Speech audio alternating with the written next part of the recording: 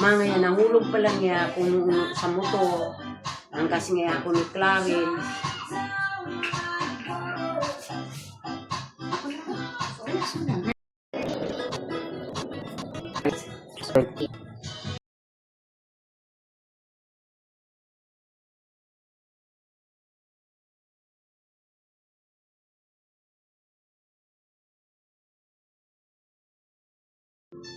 Ano daw, may good na daw ang taba. Abo nito. Nandito, ang paborito man, nagkakaroon siya ng nag-garage shake yung sakit sa ulo niya.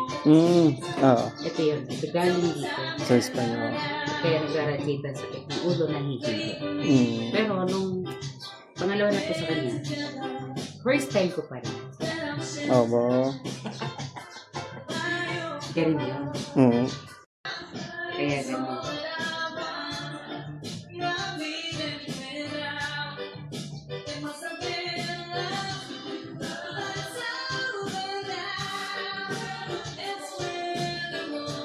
Pag naihilo daw siya, wala na.